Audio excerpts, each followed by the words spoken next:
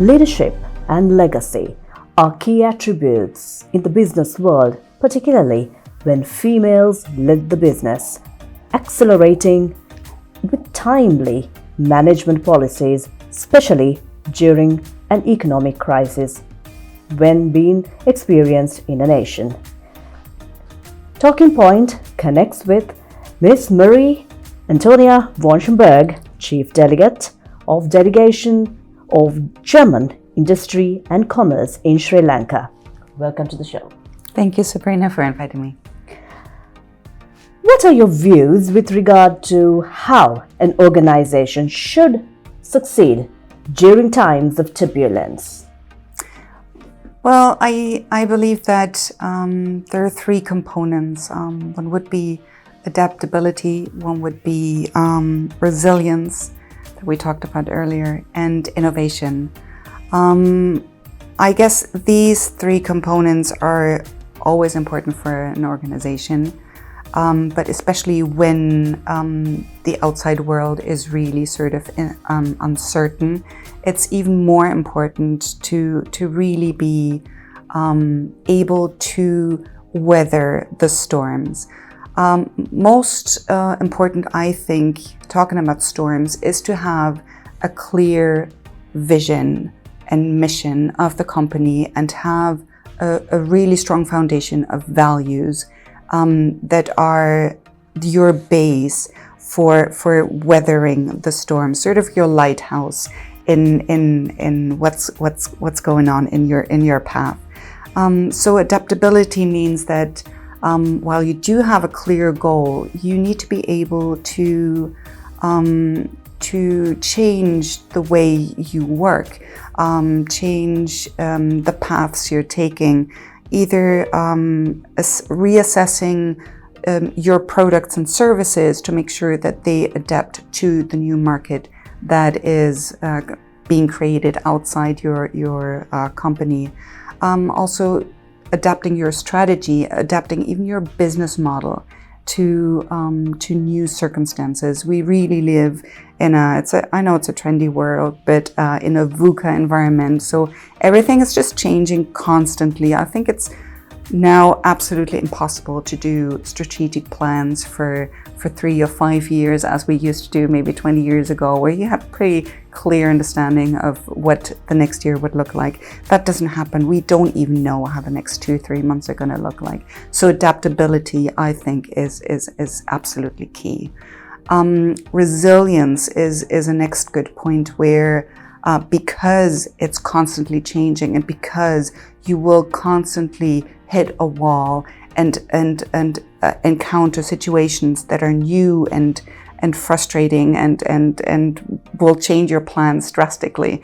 You need to be able to overcome those challenges, to really accept that those challenges will help you to actually become a stronger and more resilient company in the future. So I think that is very important, and I must say that I'm so in awe of the resilience of Sri Lankans in general. And when I got here, that was last June, in the middle of the worst crisis, I was really, really impressed with the resilience of my colleagues and what they had gone through in the last couple of years before I came here. And I must say that is really impressive. So I think Sri Lankans in general have a really strong starting point when it comes to resilience. And then innovation is the next point. As I said, adaptability, innovation goes a bit hand in hand. Be able to create an environment where it's easy to have new ideas coming up, and to really make sure that with market research and with communication with your partners, clients, providers, industry peers, you know what the trends are, and that you'll be able to adapt again your products and services to make sure that your products are being innovative, and also your processes are up to speed to really foster an environment for creativity and innovation. How should a leader respond during a period of economic turbulence, in your perspective?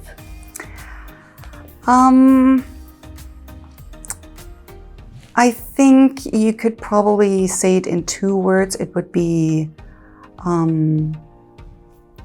guidance and strategy, probably. So leaders will have to be able to assess the current situation.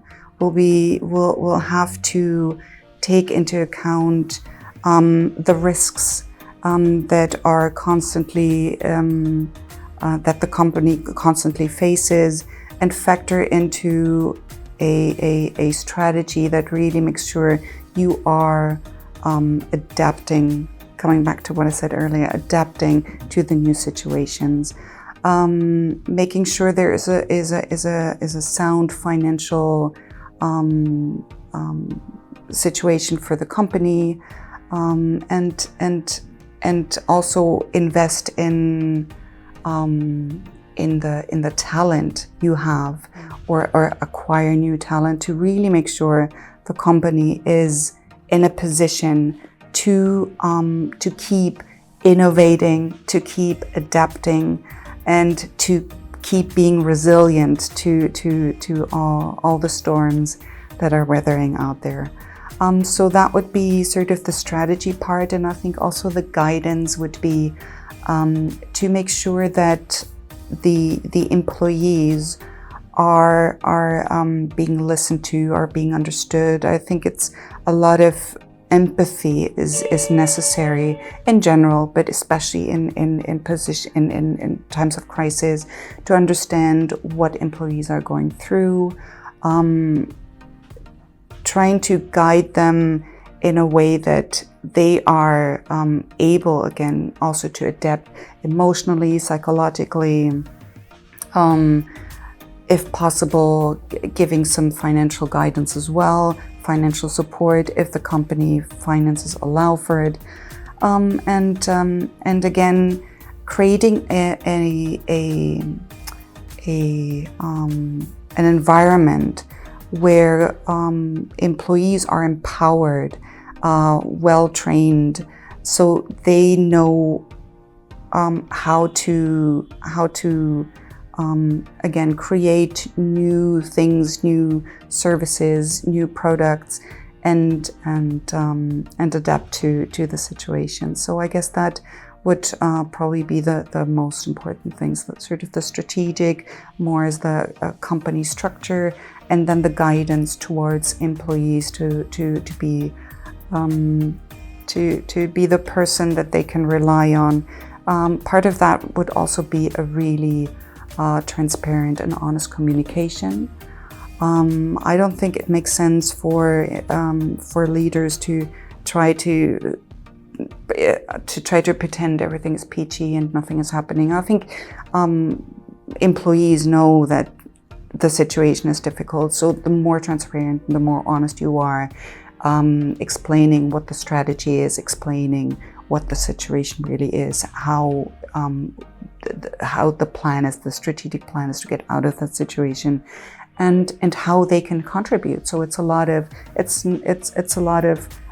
communication towards employees, but also a lot of listening and feedback. So yeah, I guess those are the 2 things. Entrepreneurs needs to have excellent organizational and people management skills to commence the venture from scratch. And how should this be aligned to ensure success of the venture? Well, entrepreneurs, they really have to be the full package. I really have a lot of respect for people that endeavor in their own businesses and try to create their own businesses. So I guess it's important to really have a very clear strategy of what you want to do. Have a really good product to market fit to be sure that you know the product or services you want to provide are a fit for the market. So then you would clearly have to build a really strong team around you. So apart from being a visionary when it comes to the product and services you want to sell, you have to be really strong when it comes to human resources, the talent development. Make sure you have a very diverse team around you that have different strengths, so they can support you. Then the organizational structure, I think, is very important, especially if you start as a small company. You do everything by yourself, but then you have to create a structure that can actually give shape to a bigger company. So we're also talking scalability, how that fosters, how that comes into the whole picture.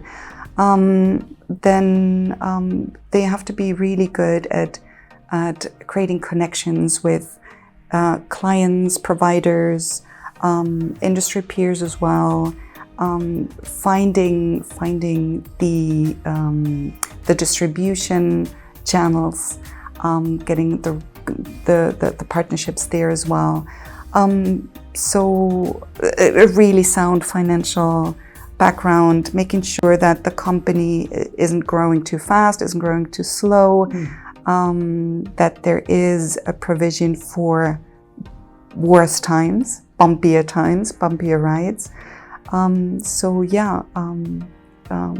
Entrepreneurs really have to know a bit about everything. And I think there needs to be a point where it's very important for entrepreneurs to also kind of let go a bit and step back, because there is a moment when the company is just growing too big, hopefully is growing too big for an entrepreneur to really work it as it was as a startup or as a small company.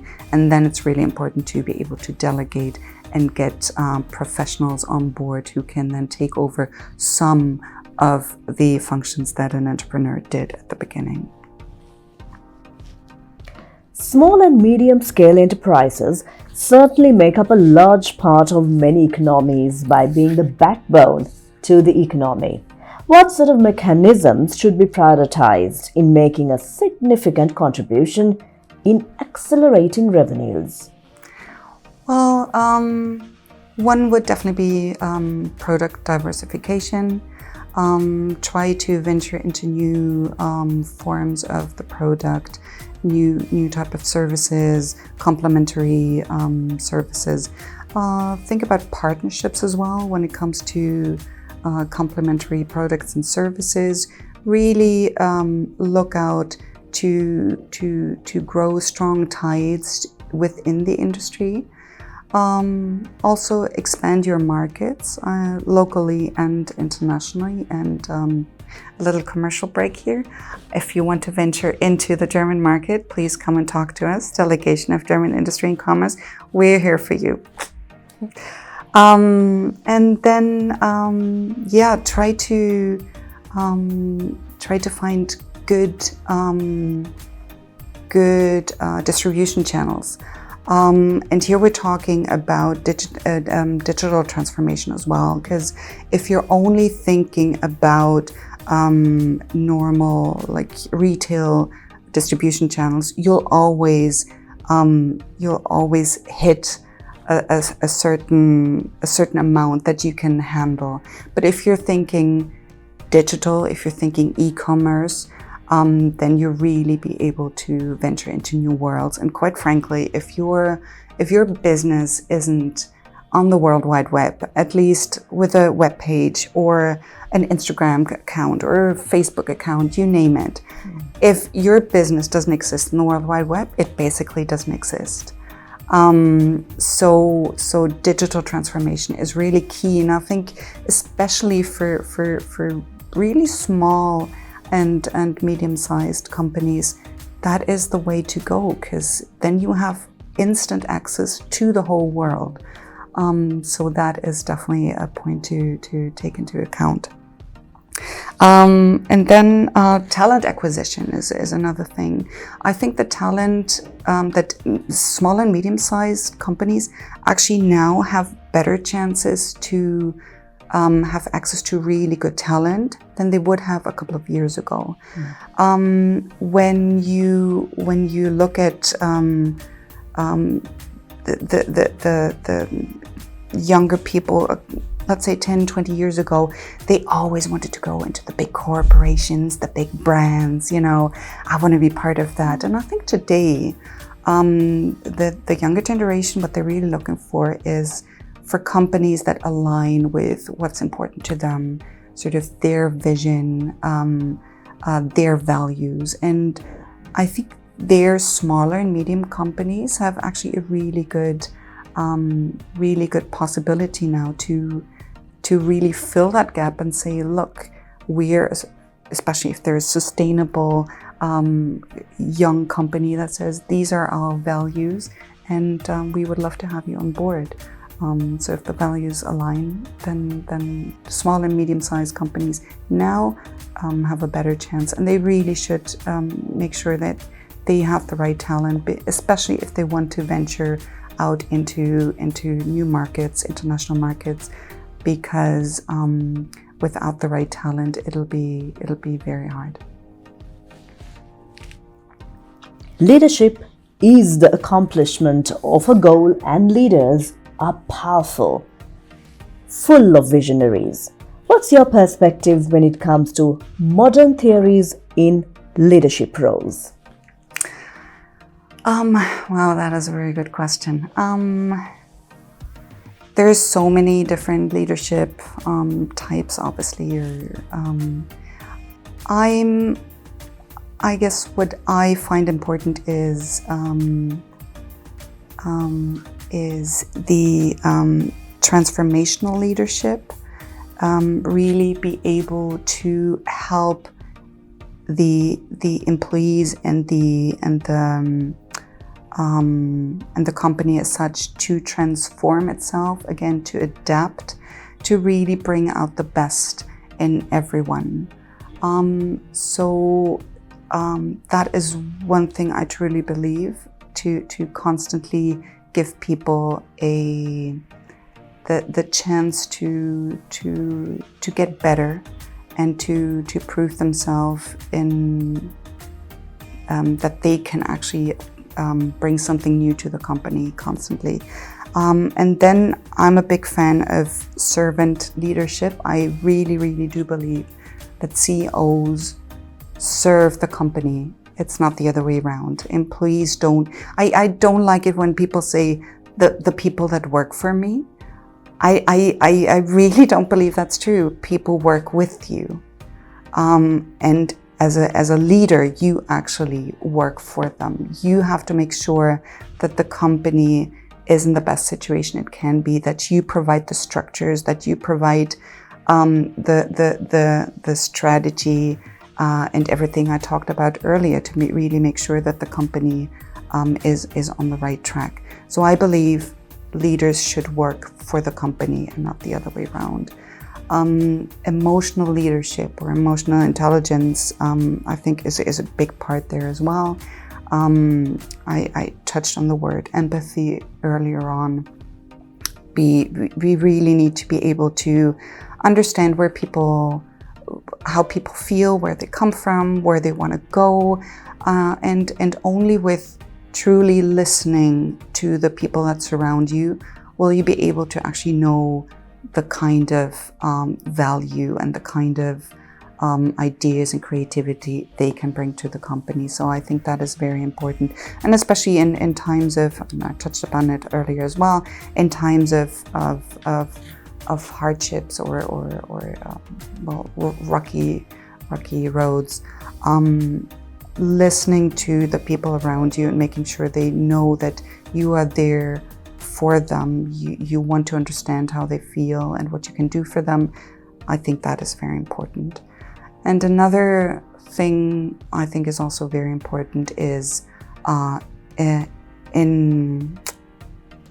integration and diversity. Sorry, and so I said earlier, an entrepreneur should have a diverse team around them, and I think it's true for not only entrepreneurs, like really every company. Diversity is key, and when we think diversity, obviously the first thing that comes to mind is including women in the workforce, which goes without saying, and especially here in Sri Lanka, where the representation of women in white collar and executive positions is really too low. I think it's very important to have that in mind, include more women. But it's not only including more women, it's really, when you talk diversity, it's all different ages, all different cultures, all different nationalities. That brings so much to the table and makes a company way more resilient, way more adaptable, and way more innovative. And I think that is sort of coming back around to where we started off, and yeah, that's it. Thank you. Transformational leadership is enriched with empathy so that young talent can be identified effortlessly, moving the way forward for a future enriched with superlative business prospects. We were indeed in a very insightful conversation with Ms. Maria Antonia von Schönburg, the Chief Delegate from the Delegation of German Industry and Commerce in Sri Lanka. Thank you so much for connecting. Thank you so much.